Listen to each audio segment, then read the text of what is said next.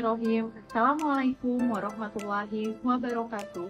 Salam sehat dan salam merdeka belajar. Perkenalkan, saya Nancy Sulastri Selamat, profesi MSI Apoteker, dosen program studi Diploma 3 Farmasi, jurusan Farmasi, Poltekkes Kemenkes Gorontalo. Saya menggeluti di bidang ilmu biologi farmasi dengan mengampu mata kuliah mikrobiologi dan parasitologi, farmakognosi, fitokimia, etnofarmasi, dan industri obat tradisional. Video ini dibuat sebagai salah satu persyaratan sertifikasi dosen tahun 2024, yaitu pernyataan diri dosen dalam unjuk kerja Tridharma Perguruan Tinggi atau PDD UKTPT, khususnya dalam bidang pengajaran. Dalam kesempatan ini, izinkan saya untuk menjelaskan salah satu mata kuliah yang saya ampu, yaitu mata kuliah fitokimia. Mata kuliah fitokimia adalah mata kuliah yang terletak pada semester 4 dengan bobot 2 SKS yang terbagi dalam 1 SKS teori dan 1 SKS praktek. Mata kuliah ini mempelajari tentang pengantar fitokimia, konsep dasar ekstrak, konsep dasar teknik ekstraksi, metabolit sekunder biota darat, metabolit sekunder biota laut, dan teknik separasi. Adapun capaian pembelajaran lulusan atau CPL pada mata kuliah ini mencakup 4 aspek, yaitu sikap dan tata nilai, pengetahuan, keterampilan umum, dan keterampilan dasar. Adapun aspek sikap dan tata nilai yaitu menginternalisasi nilai, norma, dan etika akademik, menginternalisasi semangat kemandirian, kejuangan, dan kewirausahaan, menunjukkan sikap bertanggung jawab atas pekerjaan di bidang keahliannya secara mandiri, mampu bertanggung jawab terhadap praktik profesional meliputi kemampuan menerima tanggung jawab terhadap keputusan dan tindakan profesional sesuai dengan lingkup praktik di bidang tanggung jawabnya dan hukum atau perundang-undangan. Untuk aspek pengetahuan, CPL-nya yaitu menguasai konsep anatomi fisiologi tubuh manusia, anatomi fisiologi tumbuhan, mikrobiologi, dan parasitologi. Menguasai prinsip kimia, fisika, dan biokimia, menguasai konsep teoritis farmasetika, farmakologi, farmakognosi, dan manajemen farmasi. Menguasai konsep dan prinsip sterilisasi, menguasai teknik pengumpulan dan klasifikasi dan dokumentasi informasi kefarmasian, menguasai konsep dasar metodologi penelitian, menguasai konsep dan aplikasi pengelolaan bahan alam berbasis kearifan lokal untuk peningkatan kesehatan masyarakat, menguasai konsep dan aplikasi cara pembuatan obat yang baik atau CPOB dan cara pembuatan obat tradisional yang baik yaitu CPOTB. Pada keterampilan umum terdapat 6 capaian, yaitu menyelesaikan pekerjaan berlingkup luas dengan menganalisis data serta metode yang sesuai dan dipilih dari beragam metode yang sudah maupun belum baku dan dengan menganalisis data. Menunjukkan kinerja dengan mutu dan kuantitas yang terukur, memecahkan masalah pekerjaan dengan sifat dan konteks yang sesuai dengan bidang keahlian terapannya, didasarkan pada pemikiran logis dan inovatif, dilaksanakan dan bertanggung jawab atas hasilnya secara mandiri. Menyusun laporan tentang hasil dan proses kerja dengan akurat dan sahih, mengomunikasikan secara efektif kepada pihak lain yang membutuhkan, bertanggung jawab atas pencapaian hasil kerja kelompok, dan melakukan supervisi dan evaluasi terhadap penyelesaian pekerjaan yang ditugaskan kepada pekerja yang berada di bawah tanggung jawabnya. Dan aspek terakhir yaitu keterampilan khusus dengan capaian pembelajaran lulusan, yaitu mampu membantu melakukan pengumpulan data, pengolahan data, dan menyusun laporan kasus dan atau laporan kerja sesuai dengan ruang lingkup penelitian kefarmasian, sesuai dengan aspek legal yang berlaku. Mampu mengeksplorasi bahan alam berbasis kearifan lokal untuk peningkatan kesehatan masyarakat, mampu menghasilkan sediaan farmasi berbahan alam sebagai pengaplikasian jiwa farmaseut. Adapun capaian pembelajaran setelah mengikuti perkuliahan ini atau CPNK, yaitu mahasiswa diharapkan mampu memahami pengantar fitokimia, memahami tentang ekstrak, mengaplikasikan teknik ekstraksi, mengaplikasikan metabolit sekunder biota darat, mengaplikasikan metabolit sekunder biota laut, mengaplikasikan teknik separasi. Mata kuliah ini diampu oleh tim dosen yang diselenggarakan dalam 16 pertemuan, di mana sudah termasuk evaluasi, yaitu ujian tengah semester dan ujian akhir semester. Adapun rincian materi pembelajaran pada setiap pertemuan adalah sebagai berikut. Pada pertemuan pertama, yaitu pengantar fitokimia. Pada pertemuan kedua, yaitu konsep dasar ekstraksi. Pada pertemuan ketiga, yaitu pelarut ekstraksi. Pada pertemuan keempat, yaitu teknik ekstraksi dingin. Pada pertemuan kelima, yaitu teknik ekstraksi panas, di mana mengkhususkan untuk infusa dan dekoktasi. Pada pertemuan 6, yaitu teknik ekstraksi panas, khususnya pada proses destilasi. Dan pada pertemuan 7, yaitu teknik ekstraksi panas, yaitu sokletasi dan gaplok. Pada pertemuan 8, ujian tengah semester. Pada pertemuan 9, metabolit sekunder biota darat. Pertemuan 10, metabolit sekunder biota laut. Pertemuan 11, teknik separasi. Pertemuan 12, ekstraksi modern. Pertemuan 13, kromatografi, khususnya kromatografi lapis tipis. Pertemuan 14, kromatografi kolom dan kromatografi gas. Dan pertemuan ke-15, yaitu spektrofotometri.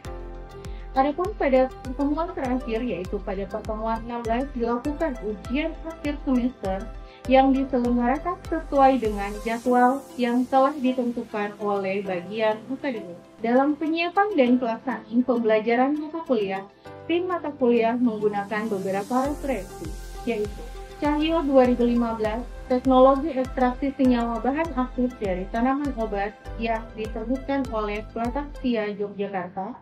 Kemudian Farmakopea Herbal Indonesia edisi 2 pada tahun 2017 oleh Kemenkes RI, serta menggunakan judul bahan ajar cetak farmasi dengan judul Farmakognosis Fitokimia yang diterbitkan oleh Pusdik SDM Kesehatan Badan PPSDM Kesehatan RI tahun 2016. Referensi acuan lainnya yaitu dari beberapa book chapter, di mana saya sebagai salah satu penyusunnya, yaitu Farmakognosis 1 pada tahun 2023 yang diterbitkan oleh Media Sains Indonesia, Farmasi Bahan Alam yang diterbitkan oleh Getfresh Indonesia, dan pada tahun 2024 terdapat book chapter Farmakognosi yang diterbitkan Getfresh Indonesia serta tanaman obat dan produk inovasinya yang diterbitkan oleh CV Mitra Keluarga Sehat. Selain buku dan modul ajar, referensi lain yang digunakan terkait bahan kajian pada mata kuliah fitokimia yang merupakan integrasi dari publikasi hasil penelitian ke dalam bahan pengajaran, yaitu seperti artikel terkait aktivitas antimikroba, sabun antiseptik bunga enceng gondok dengan basis minyak jelantah yang dipublikasikan pada Jurnal Ilmu Kefarmasian Indonesia yang terakreditasi Sinta 2, suplementasi sari daun kelor, di mana menurunkan bilangan peroksida dan asam lemak bebas dari PCO yang dipublikasikan pada Jurnal Katalisator terakreditasi Sinta 3, dan artikel lain dengan judul Anti-Inflammatory Activities of Flavonoid Derivatives yang dipublikasikan pada Jurnal bereputasi Scopus Q2, serta artikel lain yang terpublikasi baik di jurnal terakreditasi dan bereputasi. Pada proses pembelajaran, tim pengampu mata kuliah memanfaatkan media pembelajaran baik dalam bentuk software dan hardware. Untuk media pembelajaran dengan menggunakan software biasanya menggunakan Zoom Meeting dan Google Meet, serta Siakat Poltekkes Kemenkes Gorontalo. Adapun media presentasi menggunakan aplikasi atau software berbasis desktop maupun cloud seperti Microsoft PowerPoint, Prezi, dan Canva. Untuk proses evaluasi sendiri menggunakan software berbasis cloud seperti Google Form, Quizzes, Kahoot, maupun CBT yang dapat diakses pada Siakat Poltekkes Kemenkes Gorontalo. Selain menggunakan media dalam bentuk software, tim pengampu juga menggunakan media dalam bentuk hardware seperti modul, jurnal kerja, laptop, serta device lainnya yang mendukung proses belajar mengajar. Dalam kegiatan perkuliahan mata kuliah fitokimia menggunakan metode DIA yaitu Delivery, Interaction, and Assessment. Delivery merupakan suatu metode pelaksanaan pembelajaran yang berdasarkan pada tujuan atau capaian pembelajaran mata kuliah CPMK yang akan dicapai setelah proses pembelajaran berlangsung. Metode ini dilaksanakan dalam bentuk tatap muka yang dilakukan dalam 14 kali pertemuan, baik secara daring menggunakan Zoom Meeting atau Google Meet, ataupun secara luring dengan tatap muka di dalam kelas dengan menggunakan PowerPoint, Prezi berbasis desktop, serta menggunakan media lainnya. Untuk memudahkan mahasiswa dalam mengakses bahan pembelajaran, bahan ajar di-upload pada platform Siakat, Poltekkes, Kemenkes, Gorontalo, iInteraction. Dalam proses pembelajaran, untuk meningkatkan ketercapaian CPMK dan hasil belajar mahasiswa, maka dalam proses tersebut memperhatikan bagaimana interaksi antara dosen dan mahasiswa, serta interaksi antara mahasiswa dengan mahasiswa. Untuk memaksimalkan hal tersebut, tim pengampu mata kuliah menggunakan metode pembelajaran seperti small group discussion, test and project-based learning, atau bentuk interaksi lainnya yang berpusat pada mahasiswa, dengan saya selaku dosen bertindak sebagai fasilitator dan supervisor. Selain itu, bentuk interaksi lainnya dapat dilakukan di luar kelas melalui platform Siakat dan aplikasi WhatsApp. Assessment. Untuk menilai hasil belajar, maka dalam proses pembelajaran dilakukan assessment menggunakan rubrik penilaian yang terlampir pada RPS yang telah disampaikan di awal pertemuan, serta yang terdapat pada kontrak perkuliahan dengan bobot penilaian yang telah disepakati bersama di awal pertemuan yang terdiri dari 20% untuk tugas atau kuis, 15% untuk UTS, 35% untuk praktikum, dan 30% untuk ujian akhir semester.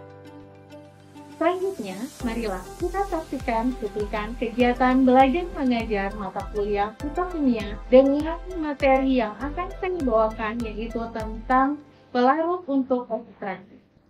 Selamat menyaksikan.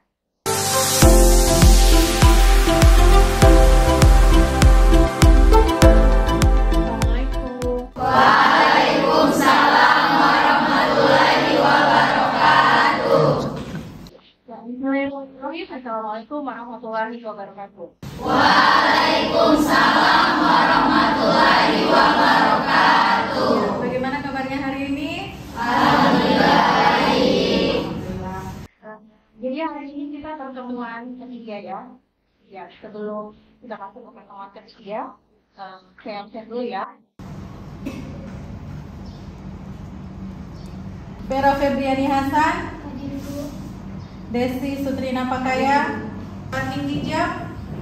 Mohon izin Ibu, waktu tidak sudah dihubungi keterangan. Ya, nanti kalau sakit masukkan surat sakit ya. Ya, Alicia Silsilia Malatani, Angini Paputungan. Oke, selanjutnya untuk materi perkuliahan sudah Ibu upload ya di Siakat. Nanti bisa sambil dibaca. Ya, anak-anak, sebelum kita mulai pertemuan hari ini, mari kita awali dengan membaca doa. Ada yang mau mengikuti? Silakan. Teman-teman, sebelum kita memulai pelajaran pada hari ini, mari kita untuk berdoa menurut agama dan kepercayaan kita masing-masing. Berdoa dimulai.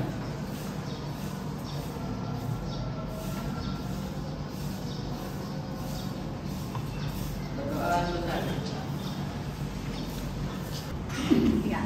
Sebelum kita mulai materi selanjutnya, kita review dulu ya materi sebelumnya. Ya. Ya, ada yang masih ingat materi sebelumnya? Saya Ibu. Ya, mungkin silakan Amel. Baik Bu, terima kasih. Izin menjawab terkait dengan materi sebelumnya terkait dengan ekstraksi, di mana ekstraksi merupakan teknik perpisahan kimia untuk memisahkan atau menarik satu dan ataupun dua senyawa kimia pada sampel dengan menggunakan pelarut cair atau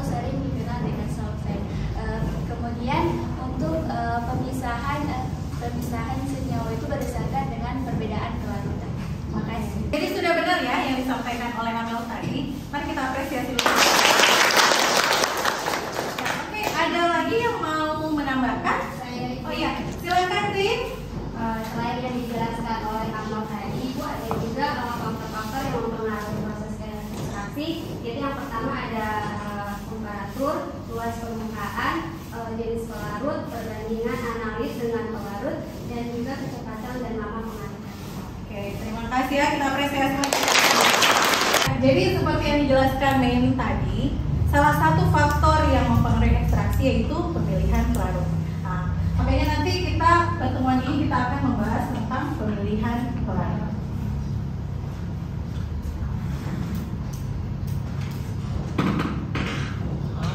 Jadi untuk pertemuan ini kita akan mempelajari tentang pelarut polar dan non polar. Jadi di sini untuk pelarut polar sendiri adalah suatu cairan ya yang memiliki momen dipol yang besar sehingga bisa melarutkan senyawa yang polar. Nah, sedangkan pelarut non polar sendiri dia bertolak belakang dengan atau berkebalikan dengan pelarut polar. Karena apa? Karena cairan ini dia tidak memiliki momen dipol. Sehingga apa? Sehingga dia tidak bisa melarutkan senyawa-senyawa yang polar. Karena apa? Karena dia tidak memiliki muatan positif atau negatif yang parsial. Nah, sehingga karena alasan ini, pelarut ini dia tidak bisa melarutkan senyawa polar dan tidak memiliki muatan yang berlawanan untuk menarik senyawa polar. Bagaimana sih pengaruh pelarut ini dalam ekstraksi? Nah, jadi dalam suatu proses ekstraksi, efektivitas dari suatu ekstraksi ini dari suatu senyawa tergantung dari pelarut yang kita gunakan.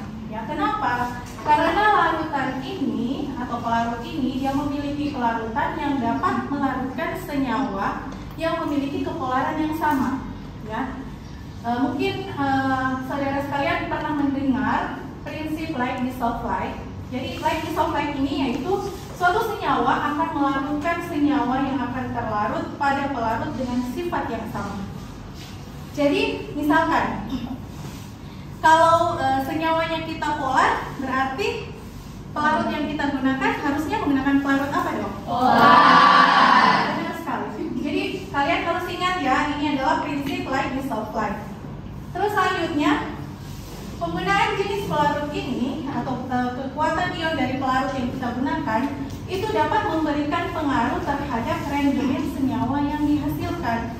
Jadi kalau kita menggunakan suatu pelarut polar, kemudian kita ingin menarik senyawa yang polar, berarti rendemen yang dihasilkan akan banyak. Nah, ketika kita menggunakan pelarut non polar dan kita akan menarik senyawa polar, rendemennya akan menjadi sedikit, bahkan mungkin tidak ada. Kenapa? Karena prinsip light dissolve light ini itu tidak terjadi. Apakah sudah dimengerti? Sudah. Selanjutnya kita akan membahas terkait jenis pelarut berdasarkan tingkat kepolarannya. Nah, jadi di sini jenis pelarut itu juga berdasarkan polaritasnya. Nah, ada yang pelarut disebut pelarut polar, kemudian ada pelarut yang disebut pelarut semipolar, dan yang terakhir adalah pelarut non polar. Nah, apakah pelarut polar itu? Jadi pelarut polar itu yang tadi memiliki polaritas yang tinggi ya, yaitu contohnya seperti air, etanol, dan metanol. Nah, selanjutnya untuk pelarut yang semipolar itu seperti etil asetat, diklorometan. Kemudian untuk pelarut non polar contohnya adalah N-hexan, petroleum ether, dan kloroform. Nah, berdasarkan literatur lain ada yang mencantumkan bahwa etanol ini merupakan pelarut semipolar. Jadi jika dibandingkan dengan etil asetat, memang etanol memiliki kepolaran yang lebih dibanding etil asetat. Ya, slide selanjutnya yaitu tentang tingkat kepolaran dari pelarut, yaitu dimana dimulai yang paling non polar yaitu heksan dan yang paling polar adalah air. Ya, pemilihan pelarut ini menjadi sangat penting ketika kita melakukan yang namanya ekstraksi. Nah, ketika kita memilih pelarut untuk ekstraksi, pelarut yang harus kita pilih berdasarkan sifat, yaitu pertama, solut itu memiliki kelarutan yang besar dalam solvent, tetapi solvent sedikit atau tidak melarutkan diluent. Kemudian dia tidak menguap pada saat ekstraksi. Selanjutnya dia mudah dipisahkan dari solut, sehingga tidak dipergunakan kembali, dan terakhir dia harus tersedia dan tidak mahal. Jadi nanti ketika kalian melakukan suatu penelitian ya di tingkat akhir, kalian pasti akan menggunakan yang namanya pelarut ketika melakukan ekstraksi. Jadi walaupun ekstraksinya, walaupun pelarut yang kalian pilih adalah pelarut yang baik, tapi kalau dia tidak tersedia atau mahal harganya, pasti ekstraksi kalian tidak akan berjalan dengan baik. Selanjutnya, ketika kalian akan melakukan ekstraksi, pelarut yang kalian pilih itu harus sesuai dengan senyawa yang akan kalian tarik. Ya, jangan pelarut yang kalian gunakan adalah polar, tetapi senyawa yang kalian akan tarik bukan bersifat polar.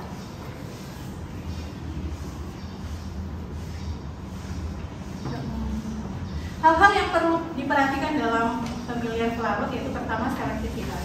Selektivitas di sini yaitu kalau kita menggunakan polar berarti kita akan menarik senyawa yang bersifat polar. Yang kedua kelarutannya, ya. Jadi kita harus memperhatikan kelarutan dari pelarut tersebut. Yang ketiga adalah kemampuan tidak bercampurnya, ya. Jadi tidak saling bercampur, diusahakan tidak saling bercampur. Jadi bisa dilihat dari massa jenisnya ya dan polaritasnya. Yang berikutnya adalah kerapatannya, kemudian reaktivitas dan titik didih. Nah, namun hal ini juga harus diperhatikan ketika kita memilih metode ekstraksi. Ya, jadi selain pelarut kita juga harus memikirkan metode ekstraksi yang nanti akan digunakan. Jadi ini adalah materi kita untuk hari ini. Ada yang ingin bertanya? Silakan Mei. Baik Ibu, terima kasih untuk kesempatannya. Izin bertanya Ibu, bagaimana jika sampel yang kita gunakan itu belum diketahui untuk senyawa di dalamnya, bagaimana untuk pemilihan pelarutnya? Pertanyaan yang bagus ya. Jadi pertanyaan teman kalian, bagaimana kalau kita mau melakukan ekstraksi suatu senyawa, tetapi kita belum mengetahui senyawa apa yang ada dalam sampel yang digunakan? Nah, pertama yang bisa kita lakukan apa? Pertama kita harus mengkaji literatur, ya. Kita mencari literatur sebelumnya dengan menggunakan sampel yang sama, jenis pelarut apa yang digunakan, ya. Terus yang kedua, kita bisa menggunakan pelarut yang semipolar. Jadi kalau kita mau mengetahui senyawa apa yang ada di dalam, kita bisa menggunakan pelarut semipolar. Kenapa? Karena pelarut semipolar itu dia bisa menarik senyawa-senyawa yang bersifat polar maupun yang bersifat polar. Bagaimana Mei? Sudah cukup jawabannya? Sudah Ibu, terima kasih. Terima kasih. Nah, jadi ada tugas ya, tugas mandiri terstruktur. Jadi di sini tugasnya, jadi kalian nanti mencari artikel. Jadi minimal artikel itu berasal dari jurnal yang terakreditasi. Nah, selanjutnya jika sudah didapatkan jurnal terakreditasi tersebut, yaitu minimal 5 tahun, kalian akan mereview artikel tersebut, yaitu pertama sampel yang digunakan dalam artikel tersebut, kemudian bagian dari sampel yang digunakan, kemudian metode ekstraksi yang digunakan, terus nanti dibahas berdasarkan jurnal tersebut atau artikel tersebut, alasan penggunaan metode tersebut. Terus selanjutnya adalah jenis pelarut dan tingkat kepolaran pelarut yang digunakan, kemudian persen rendemen yang dihasilkan, dan yang terakhir yaitu bagaimana hubungan pelarut dan senyawa kimia yang didapatkan dari artikel tersebut. Cukup jelas? Jelas. Ada pertanyaan terkait tugas kita? Izin bertanya Ibu. Oh ya, silakan ya. Baik Ibu, terima kasih. Izin bertanya Ibu, kalau untuk pengaturan tugasnya itu Ibu disiapkan atau langsung diberikan secara langsung aja, dan untuk batas pengaturan tugasnya itu batasnya kapan? Ya. Jadi untuk tugas ini silakan diupload disiapkan di pertemuan ketiga ya. Jadi nanti Ibu masukkan setelah ini Ibu masukkan dalam siapan. Terus selanjutnya untuk batasnya insya Allah 5 hari dari sekarang. Jadi tugas sudah masuk sebelum pertemuan kita selanjutnya. Masih ada pertanyaan?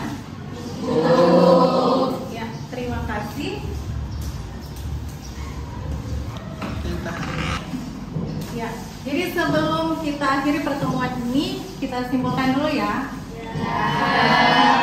Ya, jadi untuk pertemuan ini, untuk pelarut dalam proses ekstraksi, ketika kita memilihnya, itu harus berdasarkan prinsip Light is supply. yang artinya Pelarut yang digunakan untuk ekstraksi memiliki sifat kepelaran yang sama dengan senyawa yang akan ditarik. Oke.